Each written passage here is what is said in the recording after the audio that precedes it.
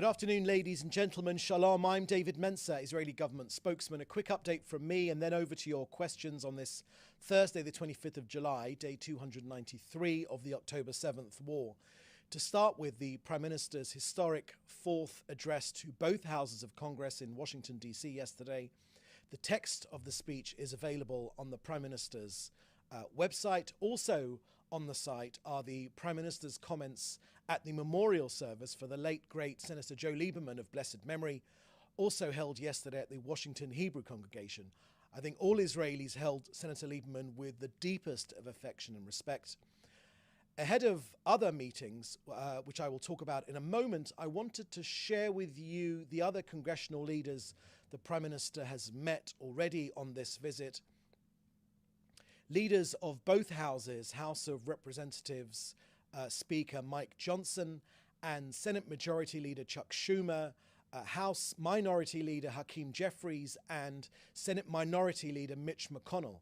The Prime Minister also met with former Vice Presidents Mike Pence and Al Gore. To update you further on further meetings later today and tomorrow, I can confirm that the Prime Minister will meet with President Biden and the two leading candidates for the US presidency today. The White House has scheduled President Biden meet with our Prime Minister at 1 p.m. That's 1 p.m. Eastern Time. The meeting with Vice President Kamala Harris is also scheduled for later this afternoon. On Friday, the Prime Minister is scheduled to meet with President Donald Trump at Mar-a-Lago in Florida. In his meetings, with all of these meetings, the Prime Minister will emphasize the strong bond, the unbreakable bond between the United States and Israel, Israel's position in its war against Hamas, the dangers that Iran and its axis of terror proxies pose to the Middle East, and the struggle to bring about the release of our hostages. Now, the latest on our hostages, you may have seen that Israeli security services have retrieved the bodies of 5 hostages from Hamas captivity. The body of fallen soldier, Sergeant Major in the reserves, Ravid Aryeh Katz, was retrieved. He fell in battle during the brutal October 7th attacks, and his body was cruelly abducted to Gaza. The rescue was carried out yesterday alongside the rescue of the bodies of hostage Maya Goren and of the fallen soldiers held captive Master Sergeant in the reserves Oren Goldin and Staff Sergeant Tomer Achimas and Sergeant Kirill Brodsky. Israel is committed to bringing back all 115 hostages, among them women, children, the elderly, who are still cruelly being held in Hamas captivity for over 9 months now, the living and the deceased alike. In a similar vein, unfortunately, sad news of IDF casualties, 684 since the start of this war. Captain Ariel Topaz was just 24 years old from Pardes Chana.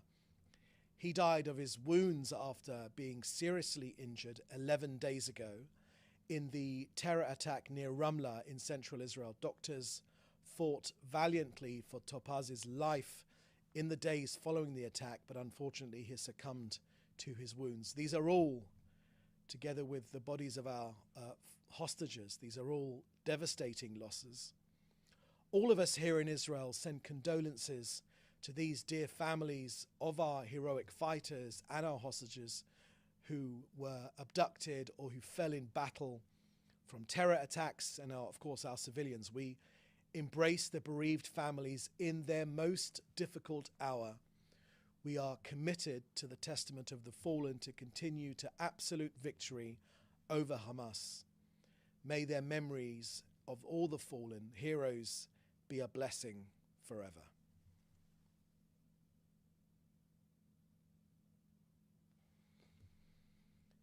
Now an update from COGAT and their work coordinating aid into Gaza. Aid continues to enter apace.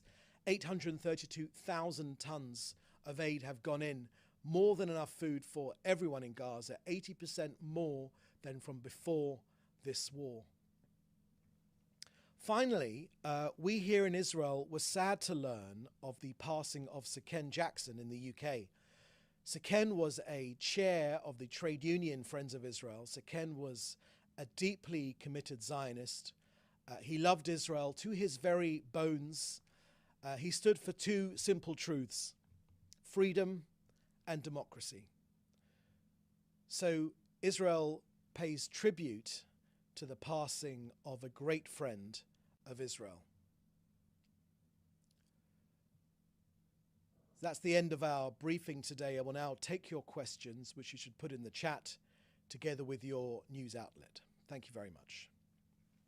First question here is from Joel Pollack at Breitbart News. Former Speaker of the House Nancy Pelosi, who boycotted the speech, said that Netanyahu's address was the worst ever given in Congress by a foreign leader. What's your response? Thank you for that question, Joel. I think that perhaps she's in a minority of one because, as was testified by the numerous, multiple standing ovations which the Prime Minister got, this was a very, very effective speech. The Prime Minister, on top of his form, speaking about Israel fighting the fight, a fight of good versus evil, and the call for the unbreakable bond between Israel and the US to continue into eternity. The relationship between our two countries is absolutely key. It's extremely important to us. It's based on shared values, of course, but of course on shared enemies as well. But I think the speech itself speaks for itself, and the speech has been overwhelmingly praised by all quarters. So we don't recognise that criticism. Next question from Jim Williams of Zenga International News. David, good afternoon. After the past nearly 300 days, you've told us about UNRWA members being sympathetic to or even part of Hamas. Are you aware if UNRWA has supplied weapons to Hamas, similar to the situation in Bangladesh where UN weapons are reportedly being used against innocent citizens by the Hasina regime? Thank you very much for that question, Jim. The connection between UNRWA and Hamas is very, very well documented. We have supplied all the evidence to the United Nations, to the Secretary General, to Philip Lazzarini, the head of UNRWA, and the evidence is absolutely damning. I mean, the latest information which we've sent gives the name of over 100 UNRWA individuals who are also members of Hamas. We have given details of Hamas members who are also workers for UNRWA who took part in the October 7th massacre. We've given evidence of UNRWA employees who took our people hostage on October the 7th. We've given evidence of the Hamas server farm sitting right underneath UNRWA's headquarters in Gaza, sharing electricity between the two operations. And we've talked about the money laundering which was going through UNRWA and with money going to Hamas. There is no doubt that this UNRWA organization, who has an important role, is failing the people of Gaza. All of us who want a better future for the people of Gaza, not a simple perpetuation of this conflict, which UNRWA does. It is firstly hopelessly inefficient at distributing aid. It's been shown that over the last 300 days. Hopelessly inefficient. It has been shown to be in cahoots, hand in hand with Hamas. If we want a better future for Gazans, as I think all right-thinking people would want, then UNRWA cannot be part of that solution. We need a new organization, untainted by its hatred of Israel, and committed to the future of Gazans, not simply running schools which teach Jew hatred or glorifying terrorism, that the ultimate aim for anyone's life in Gaza is to die as a shaheed, as a martyr, killing Jews. All of that stuff needs to be swept away, and something new and effective needs to be put in its place. Israel is ready to play its part, and we want other international partners to play their part too. Next question is from Hannah Julian from the Jewish Press. What time will the Prime Minister be meeting Vice President Kamala Harris? Also, what time will he meet with former President Donald Trump? Finally, where will the Prime Minister be spending Shabbat? Thank you, Hannah, that's for those questions. I don't have the details yet.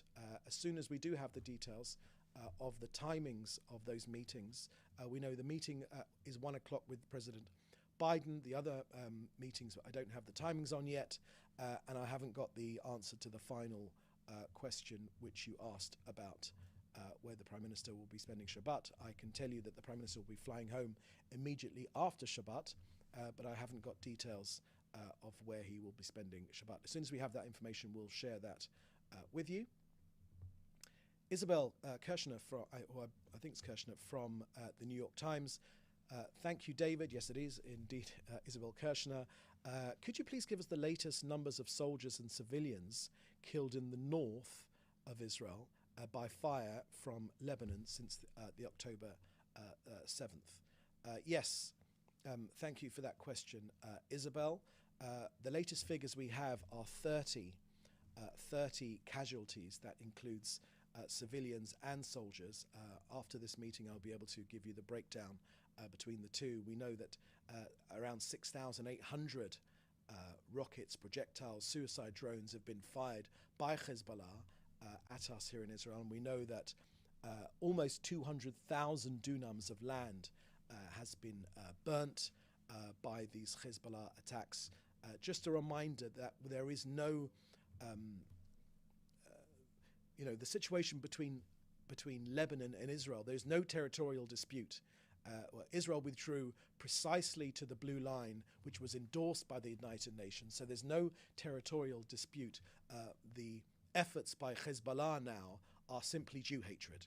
They are on a spate of Jew killing, which is why we've moved up to 80,000 of our people out of the area to keep them safe. But one way or another, this is not a situation which is sustainable. Israel has made clear that this situation cannot be sustainable. We're fighting radical Islam on 7 fronts, and Hezbollah in particular in Lebanon. We're going to continue to operate against them, against their aggression. We're going to use all means necessary to restore security on our northern border and to safely return our citizens to their homes. The state of Lebanon and the Hezbollah terrorist organization, under the auspices, under the direct direction of Iran, bear full responsibility for the deterioration of the security situation in the north. And as you know, it's in violation of UN Security Resolutions 1559 and 1701. But I will provide you the breakdown of those figures together with more details of the damage which has been done, Isabel, after this meeting. Next question is from Fred Ager. The new UK government, led by Labour, is reportedly expected to withdraw its objection to the United Nations Criminal Court request for an arrest warrant against Prime Minister Benjamin Netanyahu over the Gaza war, following London's decision to resume funding to UNRWA. What's your comment? Thank you very much for that question, Fred. I think the wise thing to do would be to wait for that decision from the British before passing any comment. We've made clear our views on the ICC, and I won't share them here again today, but let's wait and see. I'd rather not make comment until we see what the UK decision is. One more question from Hannah Julian. Do UN personnel in Gaza and or in Jerusalem, Judea and Samaria have weapons issued to them by the United Nations? Let me read your question again. Do UN personnel in Gaza and or in Jerusalem, Judea and Samaria have weapons issued to them by the United Nations? Thank you for that question, Hannah. I haven't got any information on that. I would recommend that you contact the IDF, who may be able to answer that question in particular. Okay, I think that's the last question. So with that, thank you for joining us. The next briefing now will be on Monday. In the meantime, please do stay safe, and thank you very much. Bye-bye.